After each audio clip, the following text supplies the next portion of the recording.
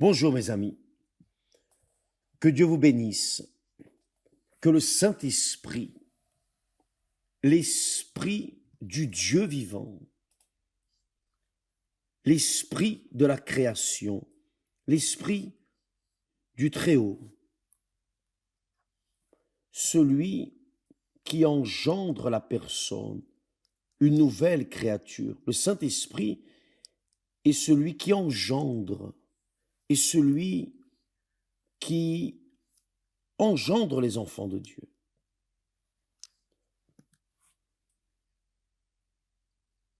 Quand par exemple, quand une personne, c'est intéressant que vous le sachiez, lorsqu'une personne, par exemple,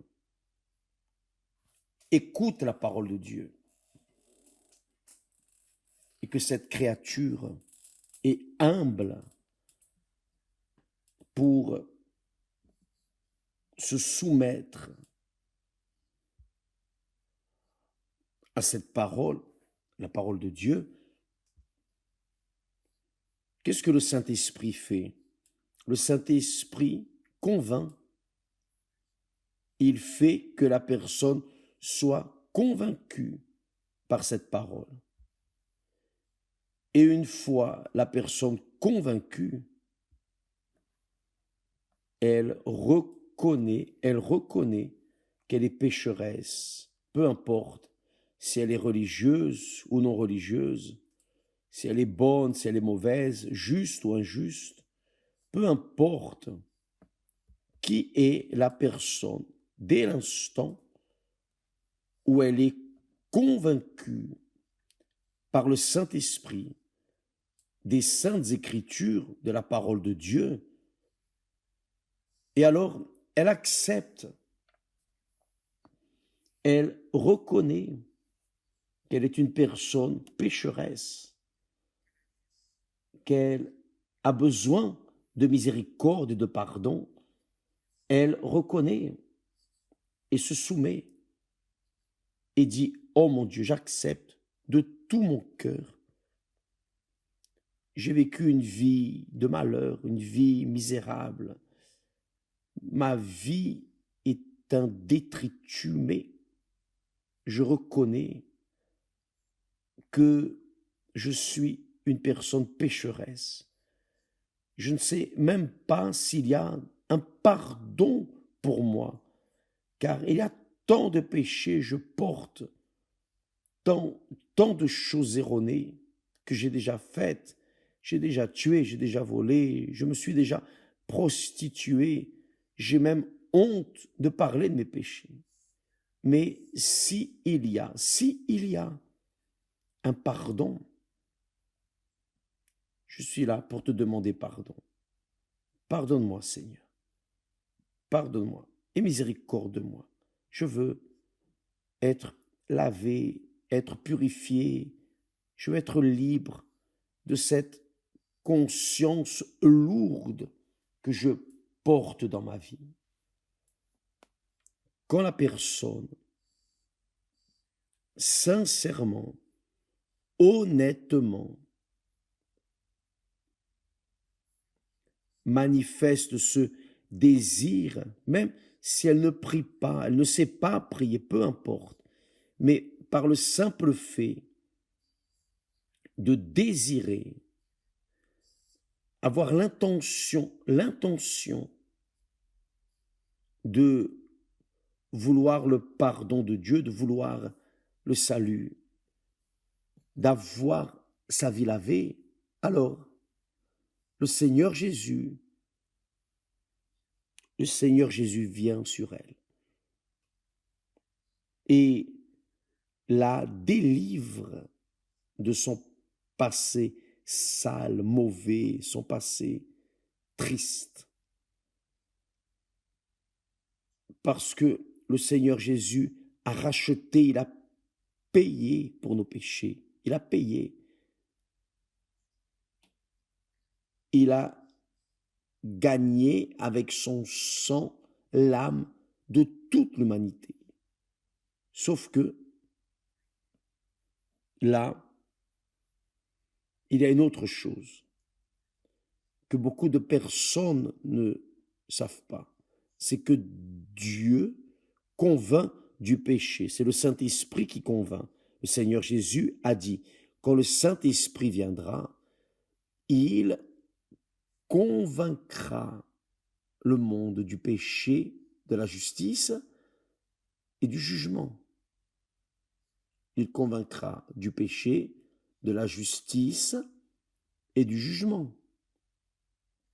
Donc il convainc. Mais il convainc pourquoi? Pour que la personne alors décide réellement, je reconnais que j'ai besoin de salut. Est-ce qu'il a le salut pour moi? Le Seigneur Jésus, et seulement le Seigneur Jésus peut laver nos péchés. Lui seul, en croyant en lui. Il n'y a pas de saint, il n'y a pas d'église, il n'y a pas de religion, il n'y a rien. Seulement le Seigneur Jésus qui peut laver nos péchés. C'est ce qui m'est arrivé. C'est ce qui m'est arrivé parce que je pensais que j'étais un pécheur, mais je n'étais pas ce pécheur. Enfin, vous savez comment c'est comme les autres? Non. Mes petits péchés étaient aussi pourris et immondes que ceux qui faisaient de grands péchés. Un péché est un péché. Quel que soit le péché, aussi petit soit-il, un petit mensonge, c'est un péché. N'importe quel péché est suffisant pour mener les personnes à la perdition éternelle. Donc, j'acceptais le Seigneur Jésus, mais je ne voulais pas, je ne croyais pas que j'avais autant de péchés comme ça. Le Saint-Esprit m'a montré. Il m'a convaincu. Et quand il m'a convaincu, ce n'est pas l'homme, le pasteur, l'évêque, rien de tout cela, personne. C'est lui qui m'a convaincu. Et quand il m'a convaincu, et que je suis resté désespéré, j'ai eu une réaction, je suis resté désespéré. Immédiatement, j'ai demandé qui peut me sauver. Et il m'a montré son Fils, le Seigneur Jésus. Ce fut merveilleux. Je me rappelle de ce jour. Et alors, je suis allé au Seigneur Jésus. Et il m'a lavé, m'a pardonné. Quel jour, ah quel jour, quelle merveille. Et dès lors, est né en moi ce désir de partager avec toutes les personnes que je peux ce que Dieu m'avait donné. Je veux le donner aussi. C'est ce que je veux que vous receviez, mes amis. Peu importe ce que vous avez fait d'erroné, si vous avez déjà été de l'église, si vous avez déjà été ouvrier, ouvrière, pasteur, enfin, mais vous êtes tombé, Dieu étend ses mains vers vous. Il est toujours prêt pour étendre les mains vers ceux qui sont sincères.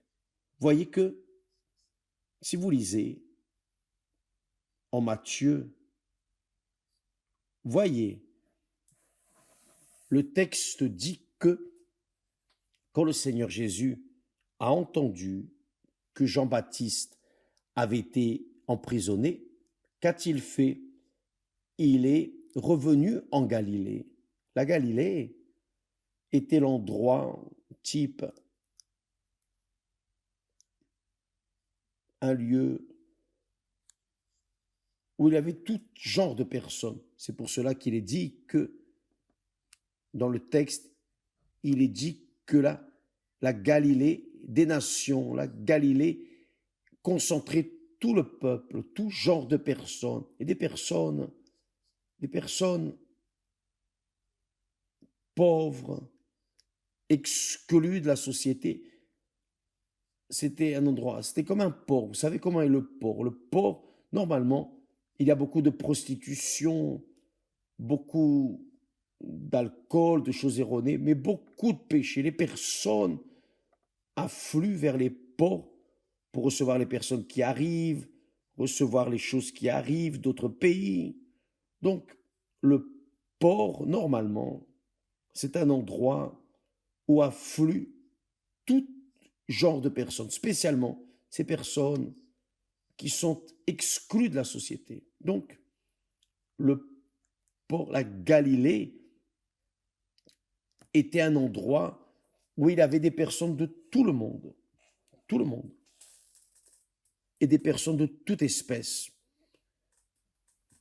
perdus, pêcheurs, alcooliques, prostituées. C'est là où arrivaient les personnes, enfin vous savez, un endroit de pourriture vraiment. Jérusalem, non, Jérusalem, c'était l'élite. L'élite ne s'enveloppait pas dans la Galilée. La Galilée des païens, c'était des personnes vraiment exclues de la société, rejetées. Le Seigneur Jésus est allé. Quelle merveille! Le Seigneur Jésus est allé vers les rejetés. Le Seigneur Jésus est allé vers les personnes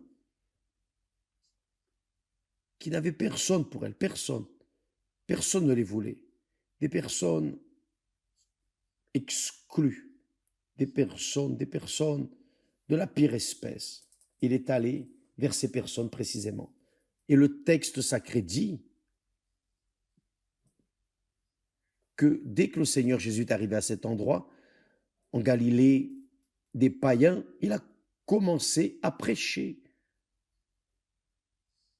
Dans l'onction du Saint-Esprit, a commencé à prêcher, à enseigner. Et la première chose qu'il a dit à toutes ces personnes exclues, c'est « Repentez-vous, repentez-vous, car le royaume des cieux est proche. » Qu'est-ce que cela veut dire? Dans ma foi, dans ma manière de voir, le Seigneur Jésus est arrivé vers ces personnes pour leur dire « Repentez-vous de vos péchés ». Il ne demandait pas que quelqu'un se sente pécheur, non. Il était en train de dire aux personnes de se repentir, c'est-à-dire laissez vos péchés, laissez cette vie erronée. Pourquoi? Parce que le royaume des cieux est proche de vous. Il est proche, il est arrivé à vous.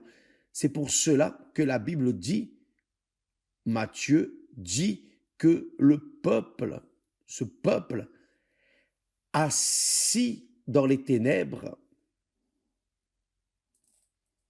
ce peuple assis dans les ténèbres a vu une grande lumière, a vu une grande lumière. Ils voyaient le Seigneur Jésus, ils étaient en train de voir des personnes qui ne valaient rien, ont vu le Seigneur Jésus. Et sur ceux qui étaient assis dans la région et l'ombre de la mort, la région et l'ombre de la mort, ce sont les personnes qui attendent la mort. Il n'y a plus rien à faire pour elles. Si quelqu'un passait et donnait une pièce, quelqu'un passait, donnait un morceau de pain, amen. Mais s'ils ne donnaient pas, elles sont là dans cette région sombre, l'ombre de la mort, cette région, l'ombre de la mort, des personnes paralysées, blessées, paraplégiques, personnes aveugles, sans bras, des personnes malades, infirmes, les lépreux devaient rester loin, éloignés. Mais les personnes malades, les personnes qui réellement qui sentaient mauvais, cette région était une région qui sentait le caca, c'est cela même. Vous savez, cette odeur d'urine, de caca, toute cette chose, cette atmosphère, le Seigneur Jésus est allé là-bas. Quelle merveille! Quelle merveille! Comme Dieu est juste, comme Dieu est merveilleux.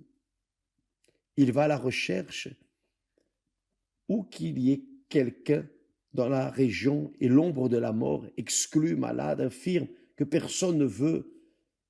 n'a pas de père, de mère, ou un père, une mère, enfin, n'a pas de famille, des personnes méprisées et méprisables. Il est allé à cet endroit. C'était là le port. Le port. Vous savez ce qu'est un port? Où tout ce qui n'est pas bon est là, dans cette atmosphère. Le Seigneur Jésus a dit, repentez-vous,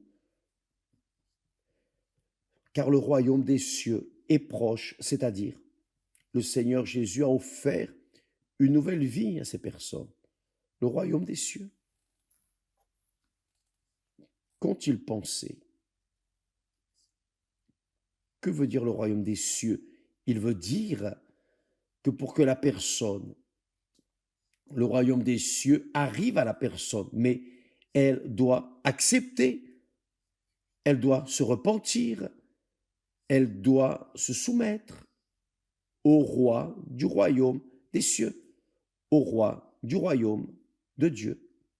Donc, le royaume de Dieu, par exemple, je parle maintenant, je ne sais pas à qui, je crois que beaucoup de personnes qui nous regardent en cet instant sont par terre, fracassées, perdues, des personnes qui ont déjà tout essayé, des personnes qui n'ont personne pour elles, personne, personne, personne, ni père, ni mère, ni frère, ni sœur, personne, personne pour elles. Elles sont réellement, littéralement seules, abandonnées. Mais maintenant, en cet instant, participant à ce direct, ces personnes écoutent cette parole. Vous pouvez être sûrs, mes amis, j'ai la certitude que le Saint-Esprit est en train de convaincre ceux qui sont humbles d'esprit. Humbles en esprit, ce sont les personnes qui sont comme les enfants, qui croient, oui, dans la parole de Dieu. Donc, il est en train de dire, le royaume des cieux est proche. Maintenant, que doit-il arriver? La personne qui écoute cette parole, la personne qui écoute la voix de Dieu, la voix du Saint-Esprit en elle, et chacun sait pour soi s'il écoute ou non, car le Saint-Esprit témoigne, confirme en nous. Si vous écoutez cette voix comme celle de Dieu, le royaume de Dieu arrive à vous, jusqu'à vous. Que devez-vous faire? Que dois-je faire, évêque? Que dois-je faire? Bien, laissez la vie erronée que vous viviez et commencez à suivre la parole de Dieu. Quand vous ferez cela, alors le royaume des cieux va entrer en vous. Le royaume de Dieu va entrer en vous. Qu'est-ce que le royaume de Dieu? C'est le roi du royaume de Dieu. Il entre en vous et fait que vous veniez à l'avoir comme directeur, guide dans votre tête. Il fait changer votre pensée, car c'est Dieu qui nous conduit à la repentance. La bonté de Dieu, c'est elle qui nous conduit à la repentance. Donc, si en ce moment, vous êtes contrit dans votre cœur, vous vous êtes sensibilisé avec cette parole et vous dites, je veux mon Dieu, je veux. Vous voyez comme une lumière, la lumière qui brille là, dans votre vie, dans votre pensée, dans votre cœur. Et alors vous dites, je veux, de tout mon cœur, plus que tout dans ce monde, je veux cette lumière. Et quand vous dites, je veux, à l'instant, le Saint-Esprit fait l'œuvre en vous, et il l'a fait maintenant. J'ai la certitude qu'il est en train de faire en ce moment. Donc je ne sais pas où vous m'écoutez, je ne sais pas dans ce monde. Peu importe. Ce qui compte, c'est le suivant. Même vous qui avez des difficultés à comprendre mes paroles, parce que vous ne parlez pas ma langue, mais le Saint-Esprit illumine ces paroles, dans ces paroles que je dis, l'une d'elles, vous allez comprendre. Et cette unique parole que vous comprenez est déjà suffisante, comme la lumière qui entre en vous et fait la différence. Donc, mes amis, si vous êtes cette créature, au nom du Seigneur Jésus, je prie pour vous, je demande pour vous, j'implore Dieu pour vous, maintenant même, en cet instant, la lumière qui a brillé dans cet endroit sale, immonde, malodorant, cette lumière illumine votre pensée et notre Seigneur Jésus-Christ se fait présent en vous. Soyez libres de vos tourments, soyez libres de votre dépression, de votre tristesse. Je prophétise, soyez libres maintenant de cette angoisse, de cette tristesse qui agonise votre âme. Soyez libres maintenant. Soyez libres, car l'Esprit du Dieu très haut descend jusqu'à vous et fait changer toute votre vie. Au nom du Seigneur Jésus, recevez maintenant cette lumière, la lumière de notre Seigneur et Sauveur Jésus-Christ. Elle arrive jusqu'à vous. Il vous a choisi. Il vous a choisi. Que votre cœur se réjouisse, car le monde vous a méprisé, le monde vous a shooté, vous a exclu, mais le Seigneur Jésus vient pour les exclus, les humilier, ceux qui sont dans la honte, ceux qui ont un vide dans l'âme. Il vient pour ceux qui vivent de dépression en dépression. Soyez maintenant illuminés dans votre pensée et recevez la paix. Recevez la paix.